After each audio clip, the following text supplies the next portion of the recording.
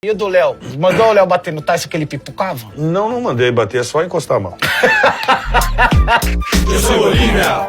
Editor desimpedido, zoeira sem limite, se não aguenta tá furido. Sou Bolívia. Ai, Brasil, quinta-feira, você já sabe também, Celso Rotti, é dia de BTS aqui no Desimpedidos, estou com ele hoje, professor Celso Rotti. E aí, beleza? Tudo bem, velho? Você tava me contando que você tava com medo no avião, vindo pra cá. Cara, pois é.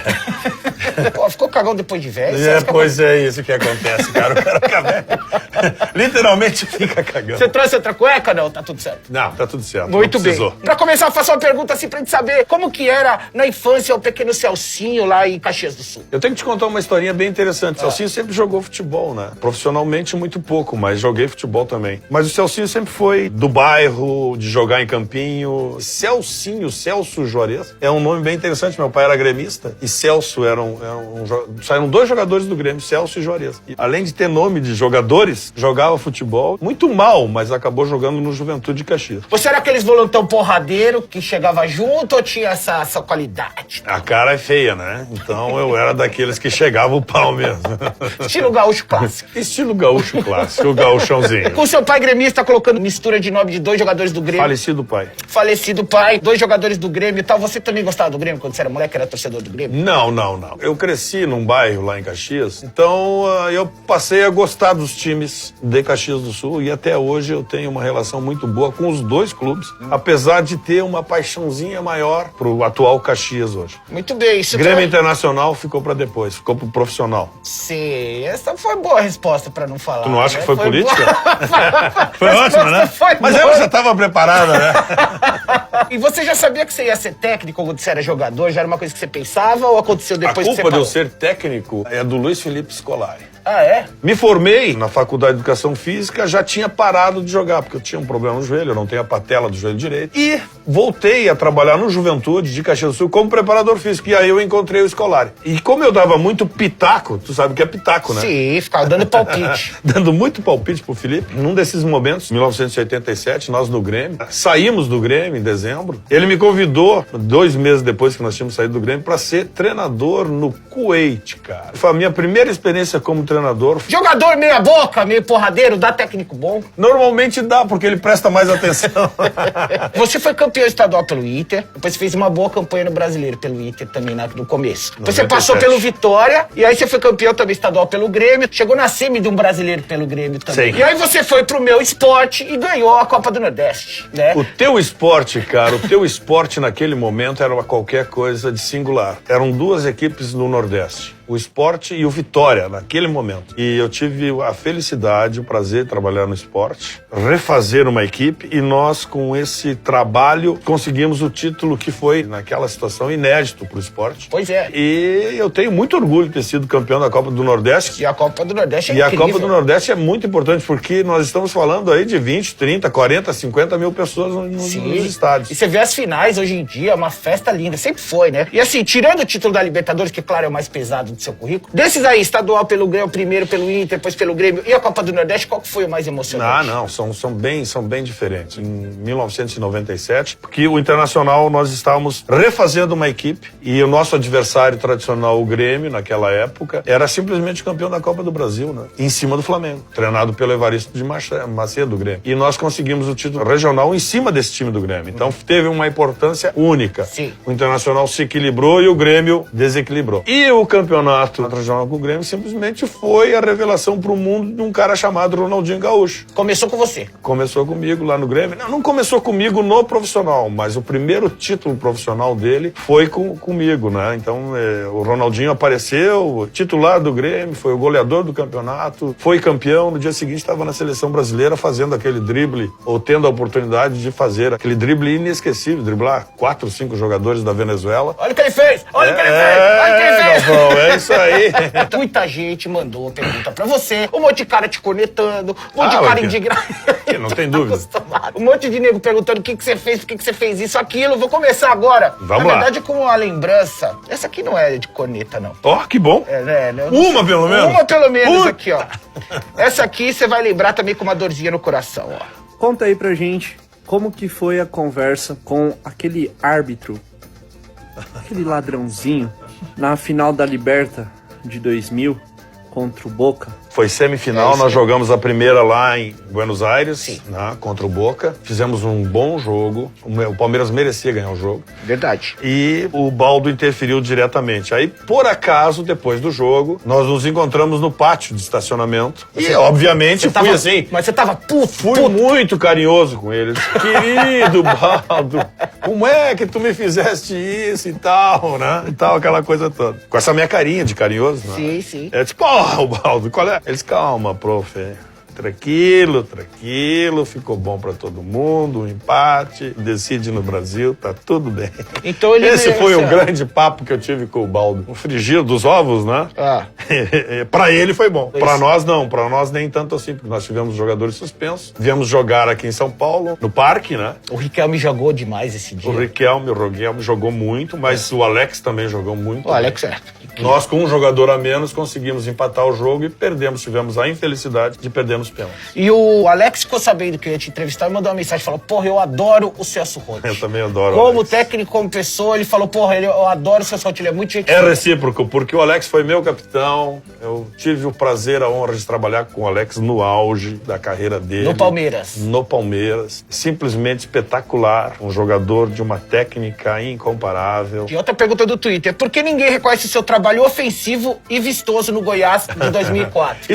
Isso é uma pergunta interessante, não é só no Goiás, não, em qualquer lugar. Eu acho que foi uma sinceridade, e isso é uma coisa que me marca muito, né? Dizer o que eu tô pensando. E não dizer o que eu tô pensando só pro torcedor ou só pro jornalista. Eu digo o que eu tô pensando para quem conversar comigo, inclusive para dirigentes do time que eu tô trabalhando. E eu fui muito sincero quando eu vim para o Palmeiras, e acho que eu trouxe isso junto comigo lá do Rio Grande do Sul, dizendo que, naquela época, 2001, eu trabalhei no Palmeiras, dizendo que um time, quando ele começa um trabalho, e principalmente um time quando está desequilibrado, tecnicamente, taticamente, tá? A gente tem que, primeiro passo que o treinador tem que dar é acertar o seu sistema defensivo. Quando eu disse isso, todo mundo caiu de pau. E aí ficou uma marca, ficou um rótulo, como se eu armasse todas as equipes que eu trabalhei defensivamente, que não é uma verdade. Eu acho que as pessoas têm uma necessidade de colocar rótulo, né? E eu, por ter uma personalidade de apostar sempre no meu trabalho e não fazer marketing, isso deixa essas pessoas a colocarem coisas a meu respeito que não são verdadeiras. Eu até brinco às vezes em entrevistas que eu dou, as pessoas dizem que eu usava 3 volantes, 3 isso, 3 aquilo. Hoje se usa 3 volantes e é moderno, né? Então eu digo para as pessoas que eu era um visionário e não sabia.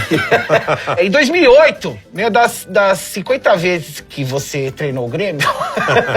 Não foram 50, mas acho que foram 6 ou 7, sei lá. Porra, foi eliminado do Gaúcho da Copa do Brasil na mesma semana, foi foda, aí começou a ir bem no Brasileiro. Mas E aí o São Paulo chegou e acabou sendo campeão. Eu queria saber se no final ficou um gostinho bom ou ruim, porque o São Paulo ganhou. Muito ruim. Por que ficou ruim? Chegando aqui em São Paulo, pela primeira partida do Brasileiro, no hotel aqui em São Paulo, meu querido presidente, ele disse o seguinte, olha, ou tu ganha, ou tu tá na rua. Assim. Simples assim. Nós começamos o Campeonato Brasileiro assim. Nós fomos jogar com o São Paulo, ganhamos o jogo de 1-0 aqui em São Paulo. E aí nós fizemos aquela campanha maravilhosa, o primeiro turno terminamos, fizemos 11 pontos na frente do segundo colocado. E no segundo turno, nós começamos de novo com o São Paulo lá em Porto Alegre, ganhamos o jogo do São Paulo, e o Grêmio foi o único time que ganhou do São Paulo no segundo turno. Perdemos o Campeonato Brasileiro com 2 pontos de diferença para o São Paulo. Então, o São Paulo tem os seus méritos, indiscutível, né? Indiscutível, foi campeão, indiscutível. Mas o Grêmio, pela campanha que fez e pelo time mediano que tinha naquele momento, eu tô falando sempre tecnicamente, fez uma campanha acima da expectativa, ficou realmente aquele gostinho de eu podia estar lá, podia ser o título poderia ser do Grêmio, mas não foi. E você tinha acabado de chegar no Vasco, não tinha nem, sei lá, 1 mês de Vasco, e aí você foi pro Inter. Isso foi complicado, é a segunda vez no Vasco. Eu queria saber se você sentiu que aquele time ia ser campeão, falou, boa, eu quero essa faixa no meu peito. O que fez você sair do Vasco e ter ficado tão pouco e sair pro Inter? Bom, eu tenho que dizer que eu tive a felicidade também de trabalhar 3 vezes no Vasco. 2 com o Eurico, falecido Eurico Miranda, e uma com o Roberto de presidente. E foi nessa situação de Roberto como presidente é que eu saí do Vasco. O que fez eu sair do Vasco? A proposta do Internacional. Mas a proposta projeto ou a proposta financeira? As duas coisas. A proposta financeira, porque além do salário, do acerto, o Internacional pagou a multa que eu tinha, multa contratual toda direitinho, e o potencial técnico do Internacional. E eu disse, quando eu saí do Vasco, depois de muito tempo, era a primeira vez que eu pegava um time qualificado tecnicamente. E disse antes de começar o meu trabalho que nós iríamos ser campeões da Libertadores. E fomos. E foram. E assim, tem o trabalho que também rolou do Fossati antes, né? Tem o trabalho do Fossati, que é reconhecido por mim e por todos. Nós chegamos no Internacional, o Internacional estava classificado para semifinal. Teve aquela parada de 45 dias, 45 dias. Nós chegamos exatamente nessa parada. Modificamos o que a gente achou que devia modificar e, felizmente, conseguimos o título. Muito bem, estão falando de título, estão falando do jogo ofensivo do Goiás, estão falando de coisa boa, só que também tem as cornetas, né? Vamos lá. Você tá preparado pra corneta? Posso mandar aqui? Cara, faz 30, 40 anos que eu trabalho no futebol e eu acho que eu nunca trabalhei sem corneta. Aqui, ó. Vamos lá. Esse careca já vai forgar, ó. Bolívia, tô aqui pra perguntar pro nosso querido professor Sexy Hot aí. Sexy Hot. É bom esse apelido, Sexy Hot. Bom. O pessoal consegue. A criatividade é fantástica. Os caras falaram, o e-mail dele é celso@hotmail. Os caras conseguem. O brasileiro é bom nisso, né? Muito. Qual é a sensação de ser eliminado pelo Mazembe, sendo a primeira vez que o clube sul-americano não foi para a final de um Mundial? Conta pra gente aí. A sensação é horrível, né? Independentemente de ser o Mazembe no time africano e pela primeira vez um time brasileiro ter sido eliminado, né, por um time africano. A sensação é horrível. Claro que é horrível. Então, mas essa foi a pior derrota? Essa foi a pior. Na minha carreira foi. Foi a pior, sim. Foi a pior. Porque nós preparamos estava todo preparado e quem assistiu o jogo ou quem assiste o jogo hoje vai ver que a coisa foi absolutamente fora do contexto. O Nacional teve 4, 5 oportunidades de gol no primeiro tempo. No segundo tempo já tinha perdido umas 3, 4, levamos 2 gols de contra-ataque. É assim o futebol? É assim o futebol. Como é que se preparou sabendo que ia levar o contra-ataque? As coisas são assim. Nós preparamos, vimos o jogo antes, jogo da classificatória do Mazembe contra um time, não me lembro da onde. É bom você falar isso, porque existe uma lenda que os caras comentaram, que você falou que, não, eu não quero informação do Mazembe, só do Inter. Não. Os moleques comentaram isso, é verdade, é mentira? Não, isso é completamente mentira. Já sabíamos informações, já tínhamos todas as informações do Mazembe. Fomos ver o jogo do Mazembe no estádio, toda a delegação. Mazembe, eu não me lembro contra o adversário. Sim. O Mazembe ganhou o jogo. Nós comprovamos tudo aquilo que nós já sabíamos e, infelizmente, não conseguimos. Por quê? Porque o futebol tem essas lacunas, né? Tem jogo só é foda, né? Tem essas coisas, né? Eu saía de Porto Alegre antes de nós irmos para os Emirados Árabes e dizia, olha, gente, em 2006, quando o Internacional foi campeão mundial, todo mundo era humilde. Ninguém falava em título, ninguém falava em ganhar o primeiro jogo para depois disputar com o Barcelona. Nós estamos aqui em 2010, eu disse isso publicamente, não foi uma, foram várias vezes. Nós estamos aqui em 2010, todo mundo está achando que vai chegar na final para jogar contra a Inter de Milão, que era o adversário europeu. Sim. Mas estamos esquecendo do jogo anterior, estamos esquecendo que o jogo anterior é difícil, é complicado, é um jogo só. Historicamente, todos os times, tanto o europeu quanto o sul-americano, jogam os jogos anteriores para classificar para a final e tem dificuldades. Ou é 1-0, ou é ali no final 2-1, complicado, um jogo difícil, um jogo ruim de ver. Então, respondendo ao meu interlocutor aí, horrível. Tem um monte aqui, ó. Pede pra ele explicar porque deixou Oscar, Damião e Juliano no banco. Por que eu deixei Oscar, Juliano e Damião no banco? Porque eu tinha D'Alessandro, porque eu tinha Alexandro e porque eu tinha o Tinga. E esses jogadores, naquele momento, estavam melhores do que esses aí. Um elenco bom, hein? Pois por isso que já por tava isso, sobrando. por isso que eu saí do Vasco, né? Muito bem. Tem outra pergunta aqui pra você. Cabeludo ou das boas? Não, ainda esse tema aí. Vamos lá. Eu queria saber do Celso Roth, qual foi a reação dele depois que a porra do goleiro do Mazembe fez aquela dancinha quando o Inter tomou o gol. Abraço pro estado do Ceará, valeu? Valeu. A reação foi de espanto, porque eu nunca tinha visto aquilo na vida. Eu não sei o que ele quis fazer com aquilo, não sei se tem explicação aquilo. Se tem, eu não sei. Você já sonhou com essa porra? Teve pesadelo? Não. O cara não chega tanto também, né? O cara foi... Eu achei engraçado no primeiro... Terrível, né? Claro, pelo fato, né? Mas depois, revendo aquilo, eu não tenho explicação para aquilo. Que ele tá arrastando a bunda no chão, tomara que ele não pegue nada no chão ali, que rasgue a bunda dele. Parece que aquele cachorro que faz cocô vai limpando. Sai limpando.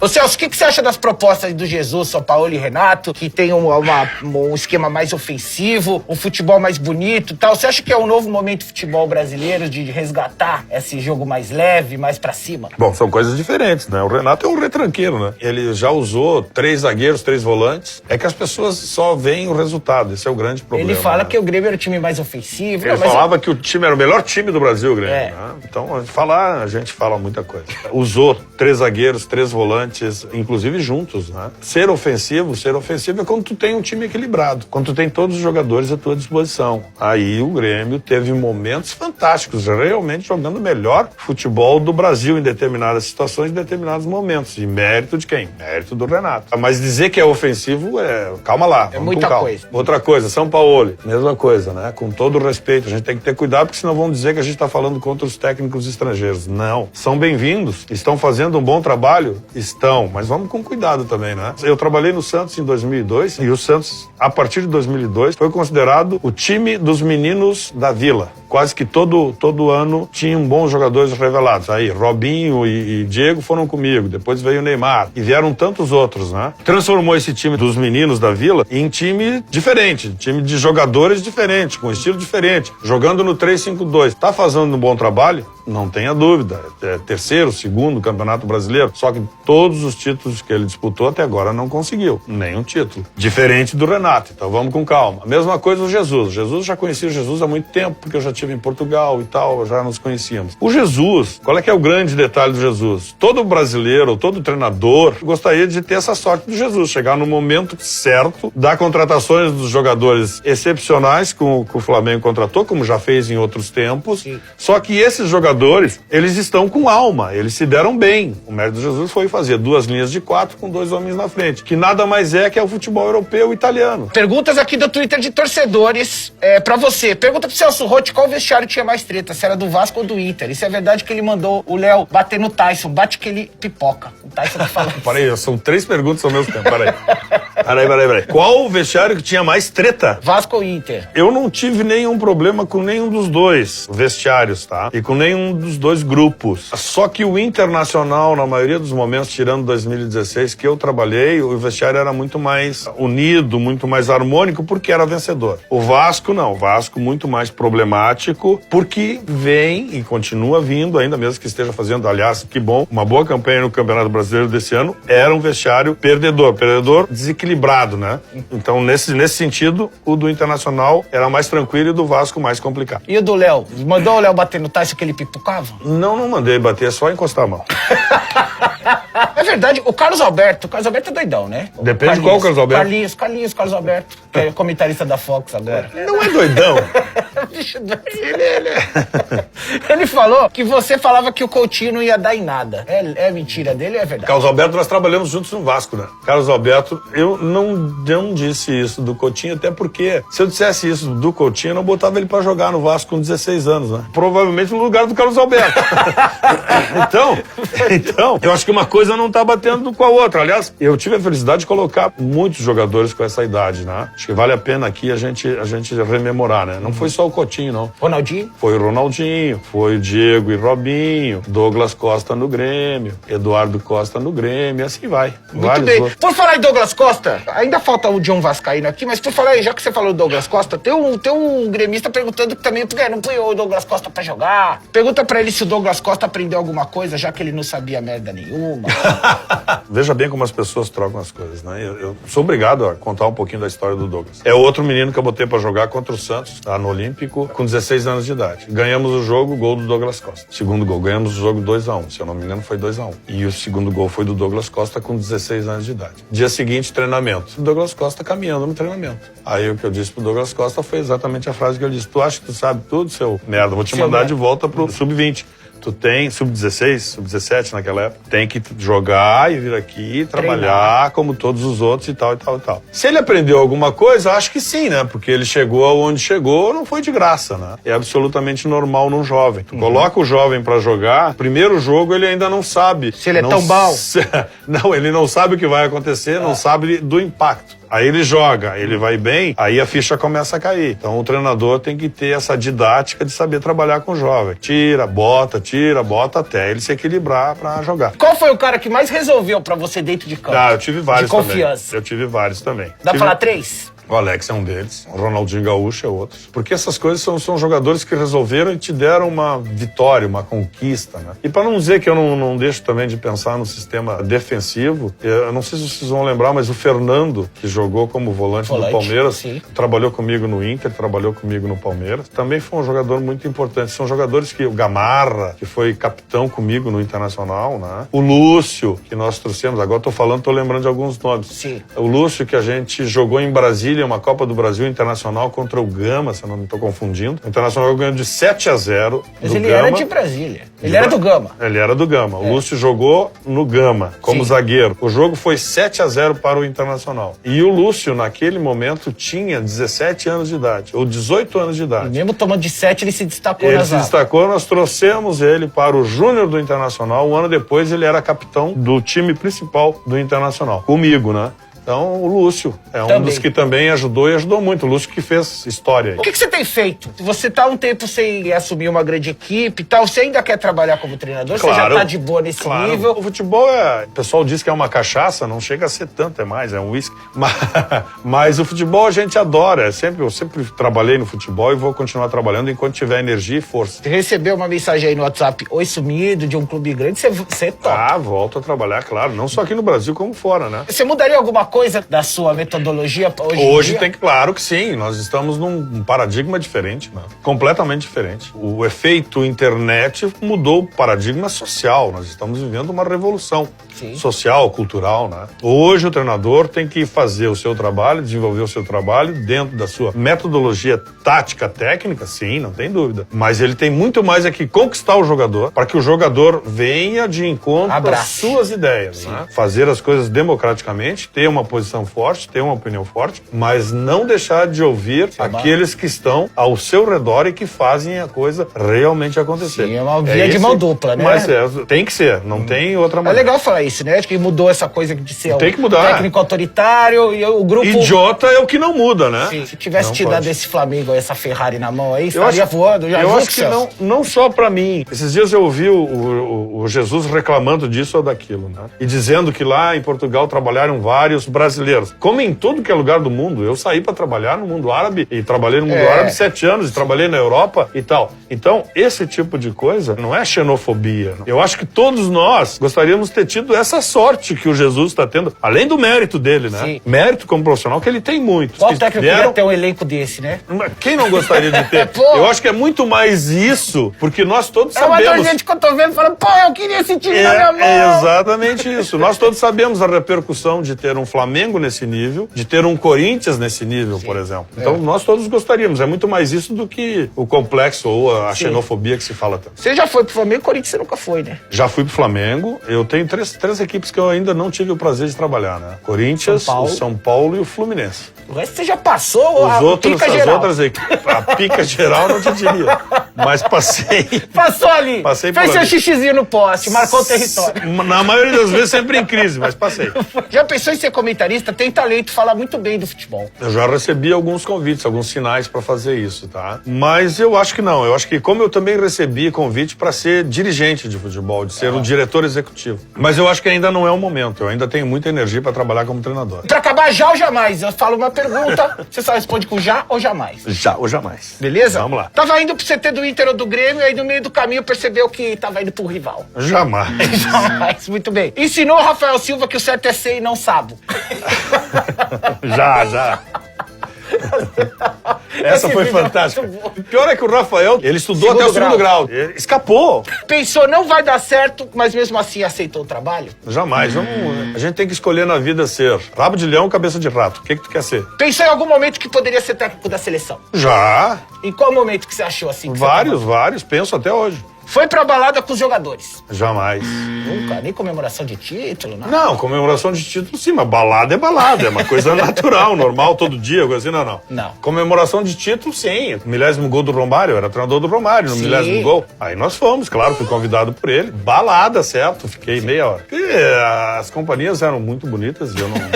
Eu tava fora do contexto.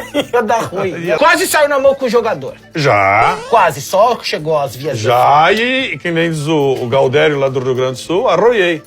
Eu não sou bobo, vou apanhar do cara, né? O cara é um atleta. Esse não dá pra lembrar os caras?